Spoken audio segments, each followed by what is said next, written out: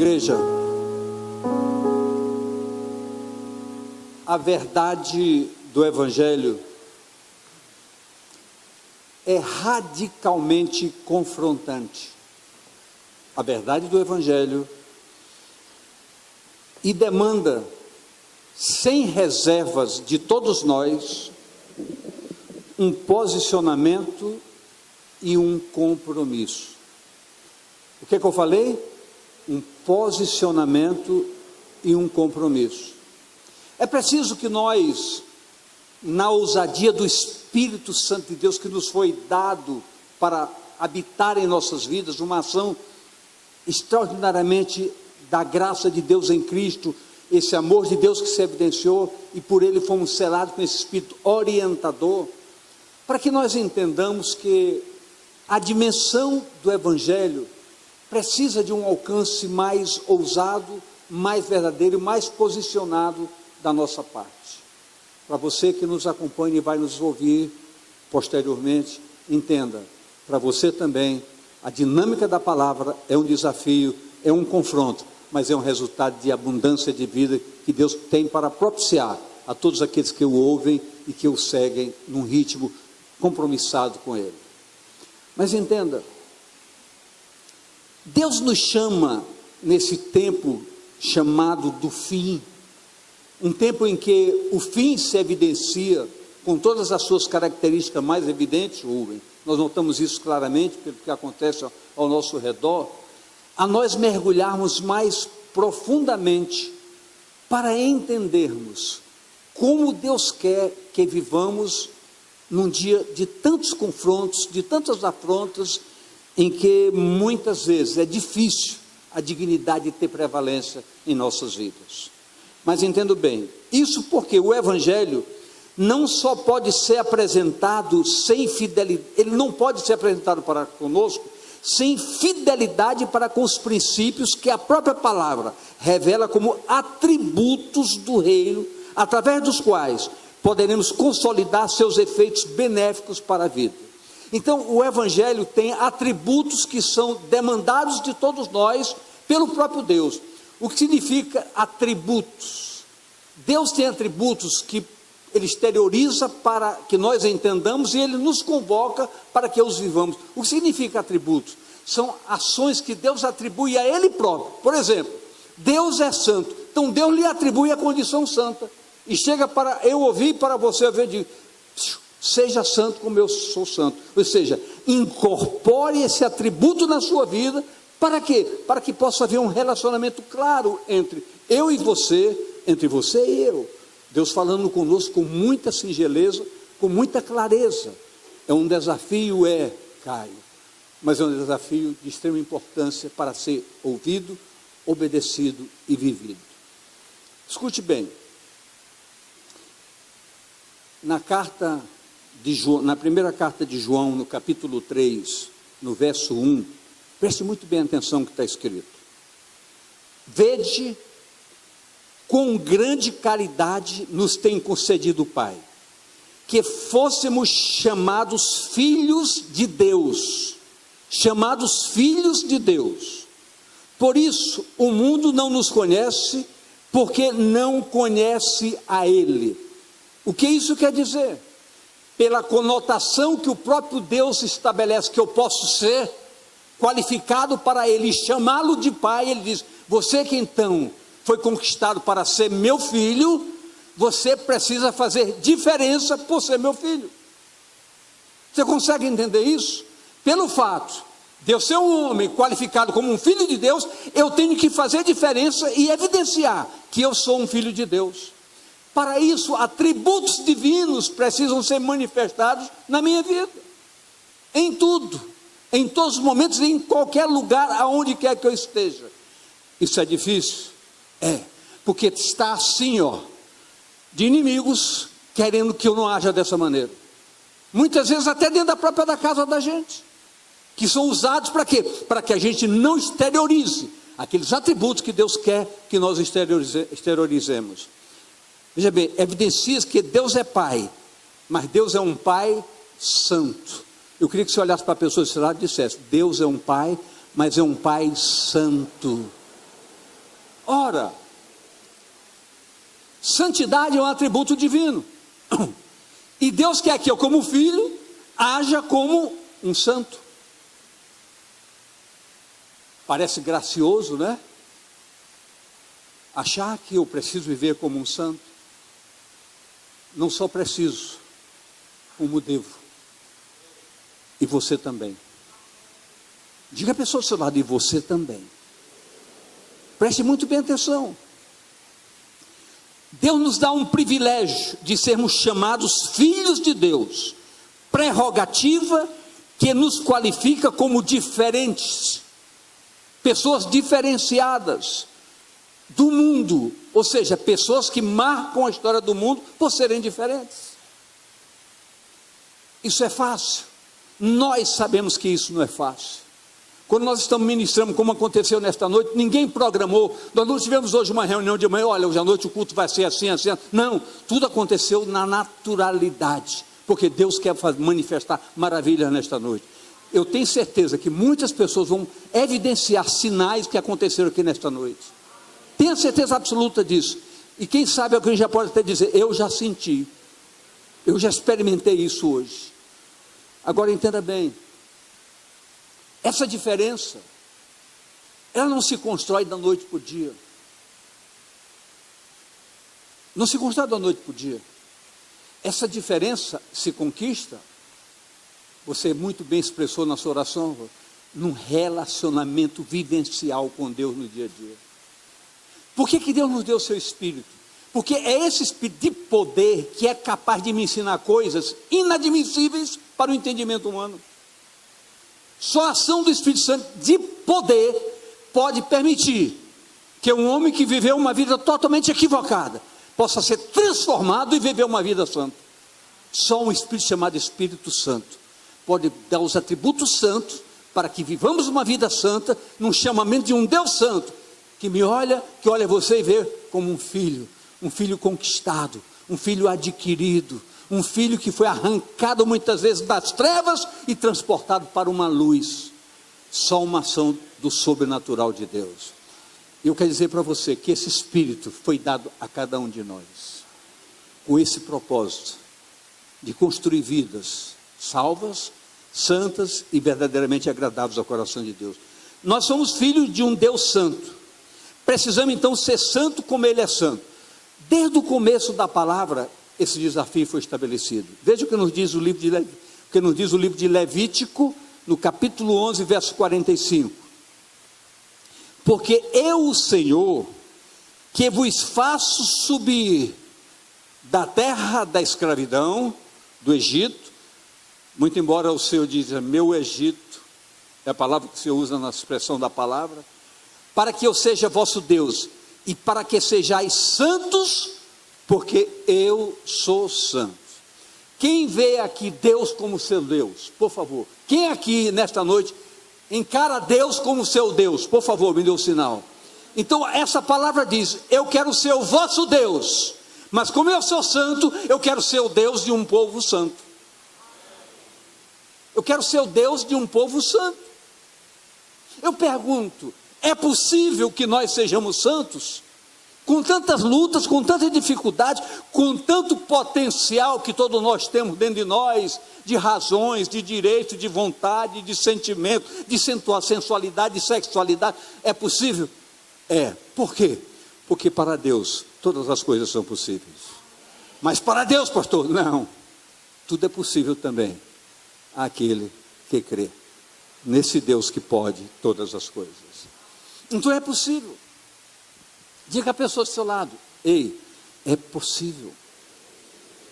É uma questão de posicionamento, é uma questão de querer, é uma questão de determinação. Nós somos o que nós queremos ser. Nós somos o que nós queremos ser. E para que nós queiramos ser coisas boas, precisamos estar nos relacionando com coisas boas. Se nós queremos uma santidade, temos que nos relacionar com Deus que é santo, que sabe tudo sobre santidade. É uma questão de querermos.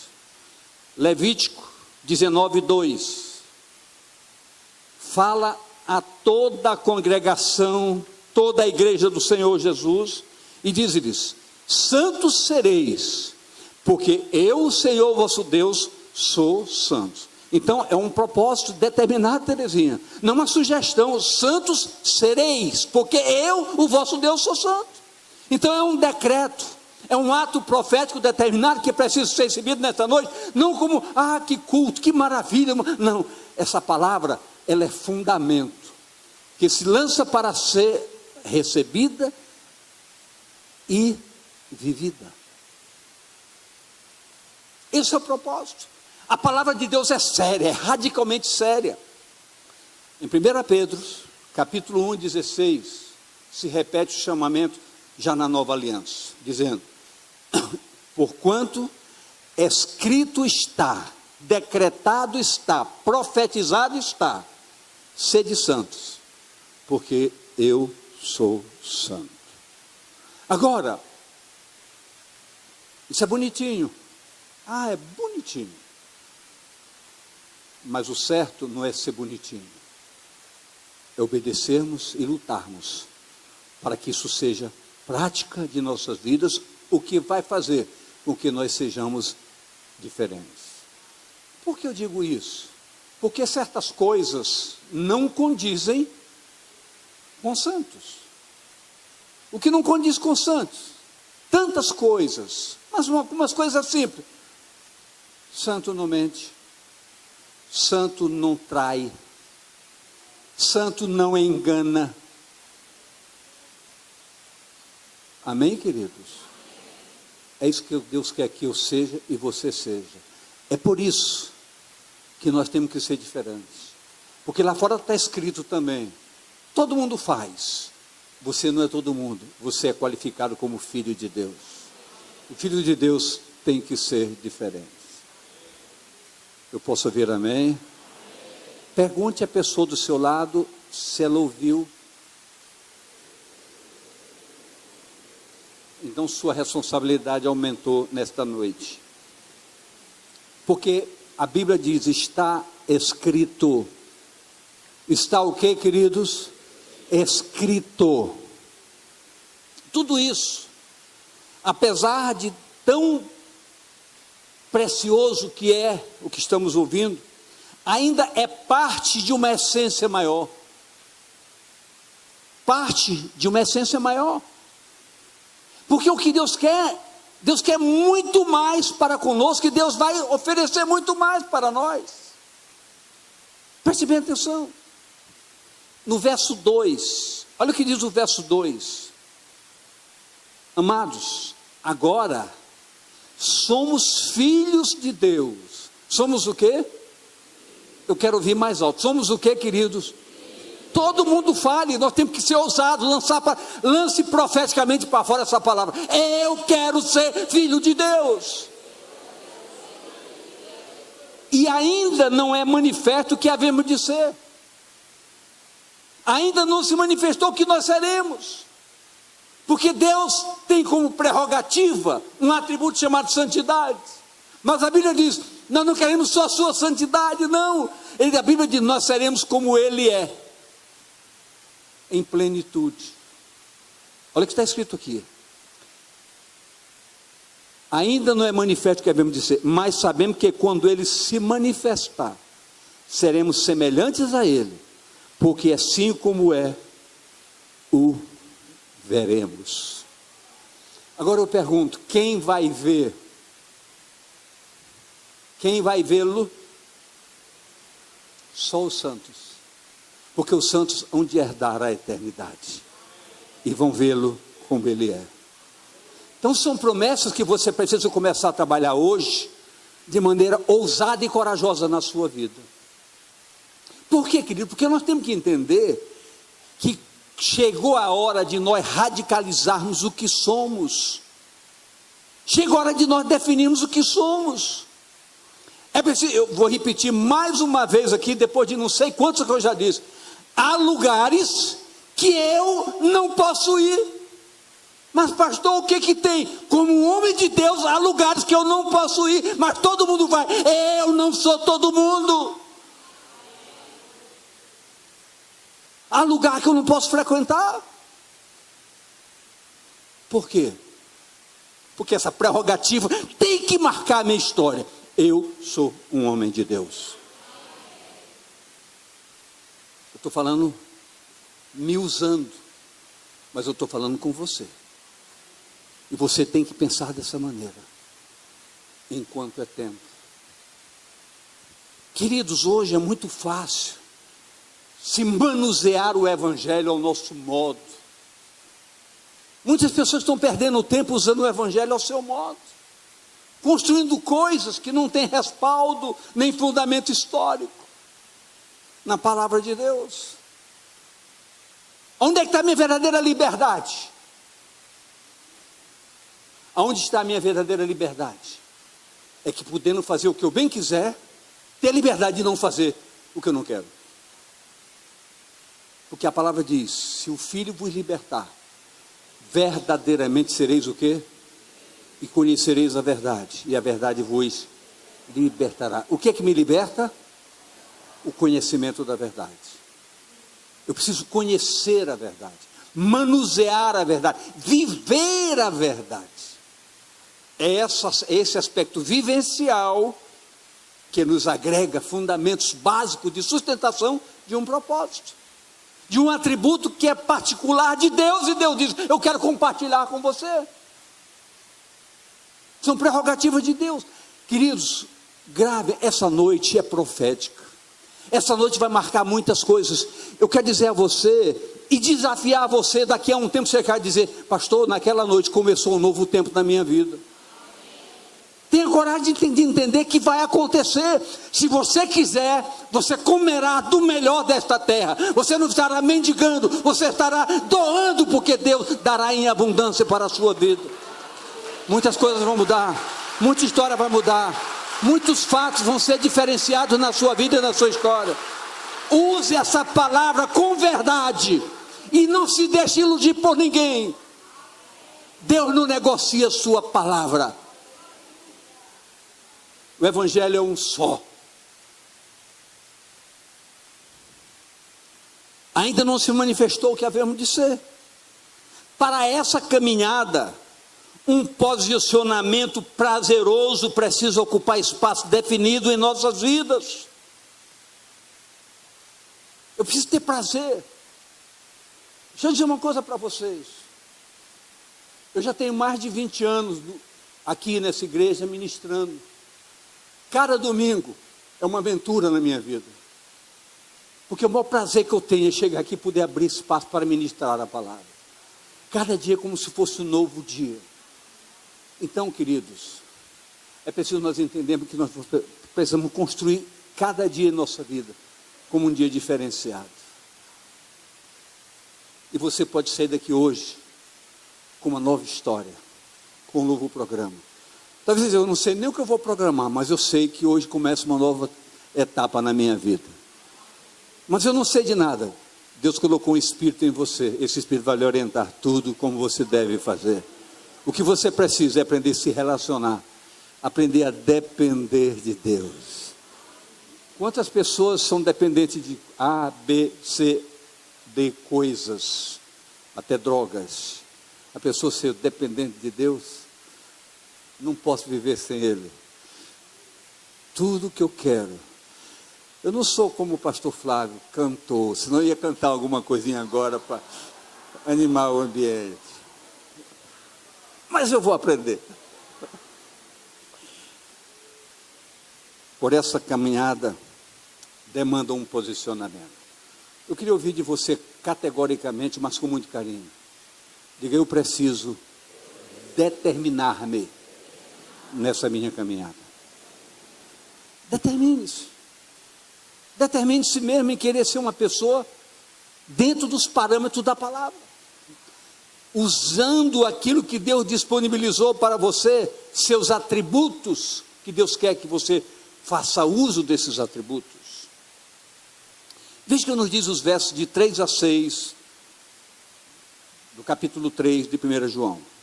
3 a 6.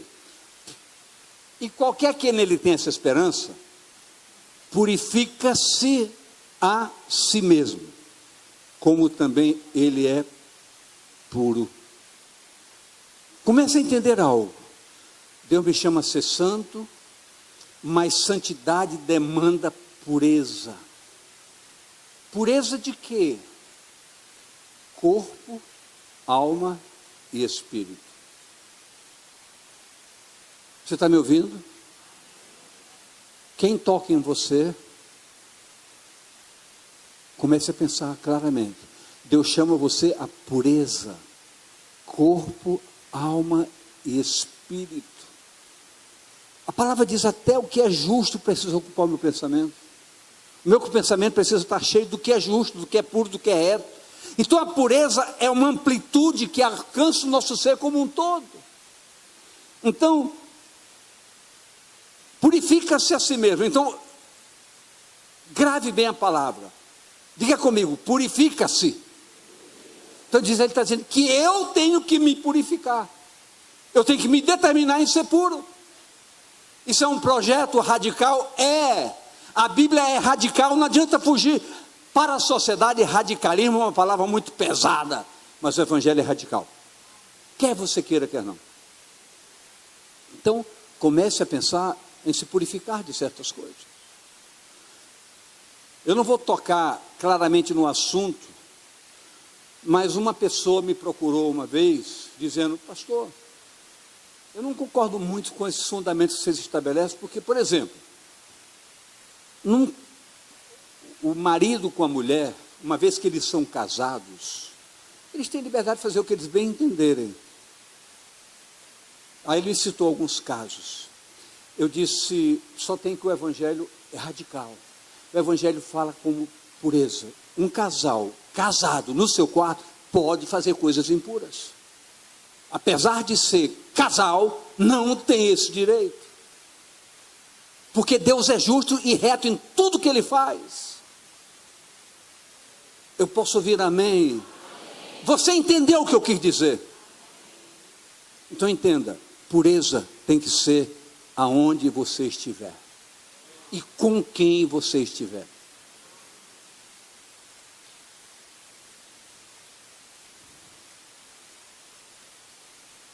Qualquer que comete o pecado também comete iniquidade, ou seja, alimenta o potencial iníquo que faz parte da nossa estrutura, porque o pecado é iniquidade.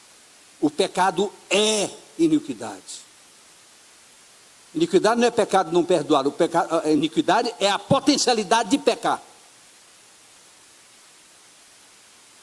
E bem sabeis que Ele se manifestou para tirar os nossos pecados, e nele não há pecado. Como potencialmente eu tenho atributos naturais humanos, como desejo, vontade, razão, uma série de coisas. O que Deus fez para me chamar de santo? Eu sei que você tem potencialmente em você coisas que impedem a sua santidade, mas eu vou fazer algo para poder cumprir a minha palavra na sua vida. Eu vou tirar a sua iniquidade. Eis o Cordeiro de Deus que tira a iniquidade do mundo, que tira o pecado do mundo, para que você possa usar os meus atributos e obedecer a minha palavra. Então eu faço a minha parte, diz o Senhor. Deus faz a sua parte, querido. Deus tem feito a sua parte. Deus me deu tudo que eu preciso para ser santo, que Ele quer que eu seja santo. Então não tem desculpas. Diga: eu não tenho desculpas. Dê uma sacudidela na pessoa, você não tem desculpa, meu filho.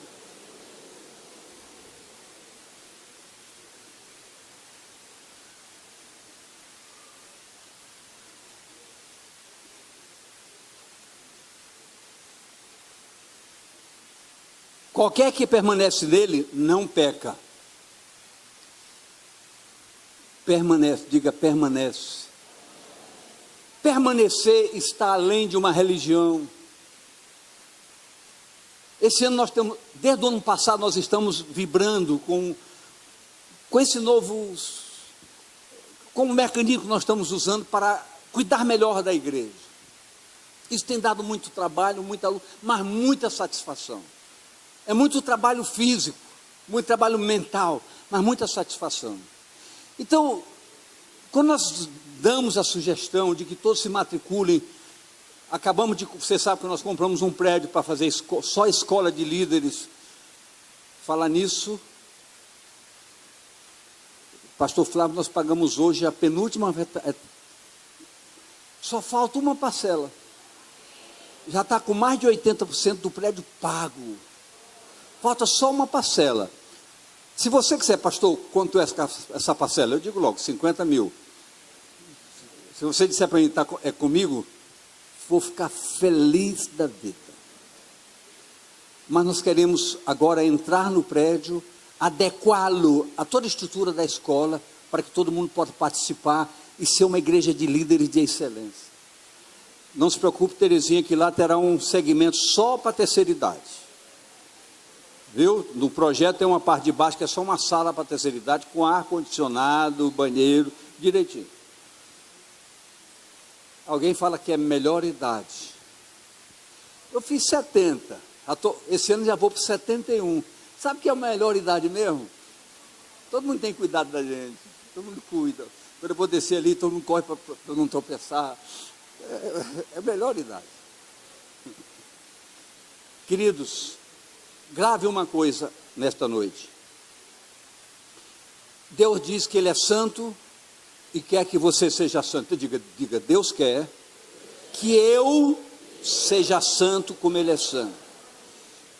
E diga, para eu ser santo, eu preciso ser puro como Ele é puro. Então são determinações que demandam um posicionamento. Meu e seu. Nosso. Tudo que impedia essa condição demandada por Deus para conosco, foi tirada de nós, permitindo a liberação plena de um caminho sobre modo excelente. Olha o que nos diz 1 Pedro, capítulo 2, 24 e 25. Olha o que diz aí. Levando Ele mesmo em seu corpo os nossos pecados sobre o madeiro, para que mortos para o pecado pudéssemos viver para a justiça, e pelas suas feridas fostes sarados. Então nós fomos sarados. Qual a diferença entre ser perdoado e ser sarado? Qual é a diferença? A Bíblia responde as duas perguntas. Quando eu me arrependo, na minha consciência, eu sou perdoado. Mas a Bíblia diz, confesse, porque na confissão declarada, você é sarado. Daí da importância do discipulado, a importância radical das células, que a gente está empenhado em que todos participem, e eu não vou pedir para levantar a mão, que agora quase 100% todos já estão quase chegando lá, mas a nossa expectativa até o final desse ano é 100% no projeto. Quantos por cento? Quem faz parte desse 100% aí? Todo mundo.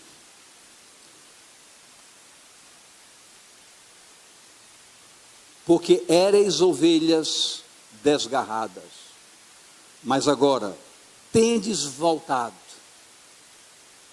ao pastor e bispo das vossas almas, chamado Jesus Cristo.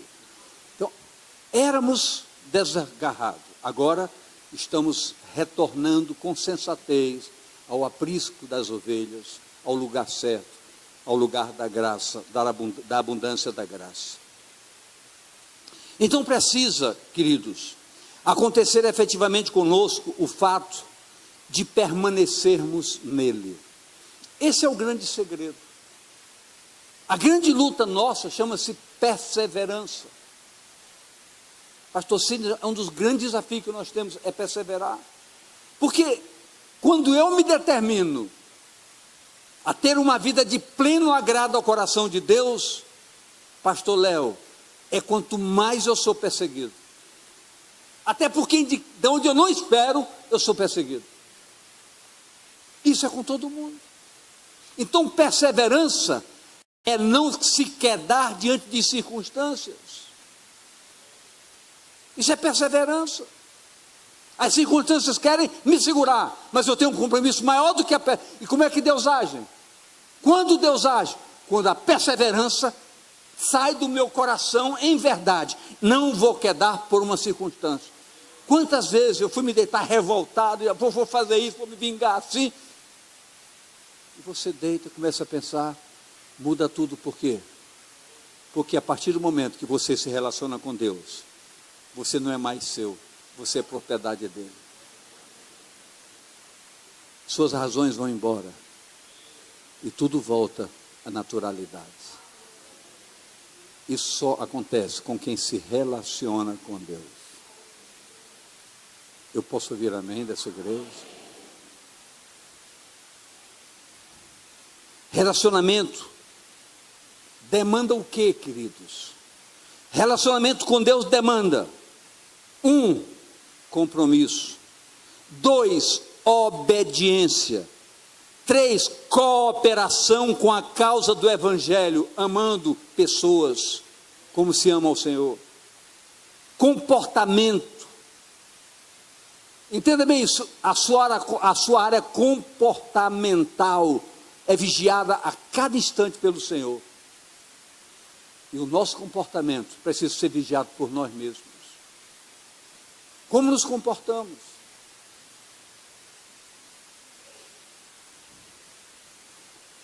É um desafio para todo mundo, inclusive para mim. Fidelidade. O que eu falei? Fidelidade. Fidelidade, querido, vai além de circunstâncias. Tem gente que não pode ver o céu meio escuro. Bem, vai chover. É melhor nós não irmos. Não é bem? É bem, né? Vamos ficar deitados então. Nem chove. Queridos, quem mexe com Deus é mexido por Deus. Sabe por quê? Porque quando nós temos um compromisso com Deus, Deus faz a chuva parar. Sabia disso? Deus é capaz de fazer não chover para você cumprir o seu compromisso. Mas tem gente que tosse: Senhor, por favor, faz chover. Como é o nome? A gente já tosse. Ah, se eu fosse Flávio.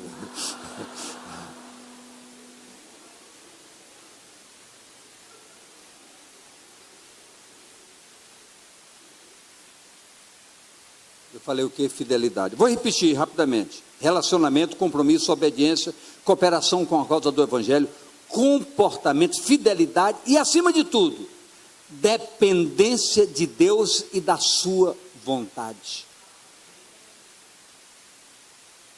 Queridos, a nossa maneira de orar muitas vezes é totalmente equivocada. Muitas vezes nós oramos a Deus: Senhor, nós já, por exemplo, Senhor, eu devo passar minhas férias em tal lugar, já comprou até a passagem. Aí vai orar: Senhor, eu devo, já está com a passagem comprada. Ah, se eu sabia que tu ia aprovar. Depender de Deus é realmente saber desmarcar a passagem. Não é fácil, querido. Não é fácil para ninguém. Não é fácil para ninguém. Temos que aprender a orar corretamente, numa dependência à vontade soberana de Deus. Isso é um grande desafio para todos nós. O Evangelho precisa ser encarado por todos nós como fundamento de vida. Todos nós, como regra normativa para a nossa área comportamental na excelência. O Evangelho tem que ser norte diretivo, divisor de águas. O Evangelho precisa ser fundamento direcional para nossas atitudes, para o nosso procedimento. O Evangelho precisa ser honra em nossas vidas. O Evangelho precisa ser um aparato totalmente fundamentado, capaz de nutrir nossas expectativas, aumentar a nossa sede, nosso desejo de fazer o melhor.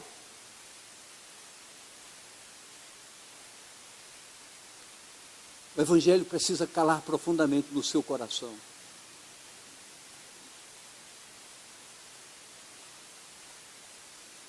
Deus nos desafia a coisas maiores. Assim como Ele prometeu, nós acabamos de ler, coisas maiores, porque nós veremos como Ele é. Ele quer que nós comecemos desde já a uma preparação efetiva para esse encontro, que nós não sabemos quando será, mas pelas evidências dos fatos, não demora. Hoje eu recebi uma pergunta, com todo o carinho, de uma pessoa muito preciosa: pastor, quando é que o senhor vai se jubilar? Eu perguntei por quê? Porque o senhor já fez 70 anos, de modo geral, os pastores com 70 anos entram no jubilado. Eu disse: ainda faltam 40 para mim, porque eu só vou com 110.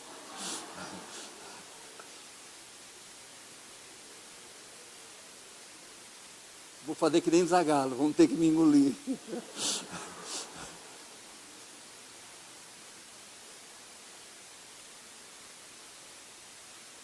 Queridos, o Evangelho é precioso, o Evangelho nos faz bem, o Evangelho é a comida quando a fome bate, o Evangelho é a água quando a sede maltrata, o Evangelho é um desafio, mas é uma fonte de bênçãos para as nossas vidas.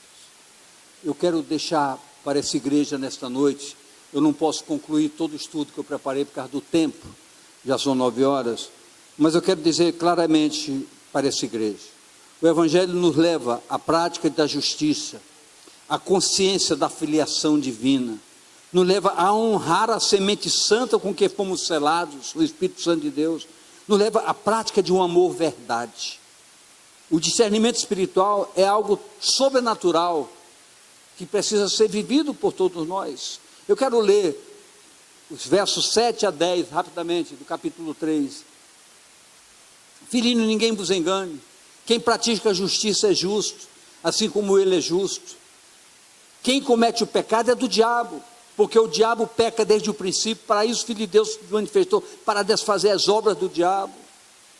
Qualquer que é nascido de Deus não comete pecado, não vive na prática do pecado, porque a sua semente permanece nele, e não pode pecar porque é nascido de Deus. Nisso são manifestos os filhos de Deus e os filhos do diabo. Qualquer que não pratica a justiça e não ama seu irmão, não é de Deus. Então são fundamentos extraordinários que muitas vezes nós queremos passar por cima. Por quê? Porque eles ferem mesmo. Dizer quem não ama é do diabo. Isso é ruim de ouvir, mas tem que dizer, para que você não se engane nem se iluda. O Evangelho é radical, e no radicalismo do Evangelho, a verdade é sobremaneira a excelência.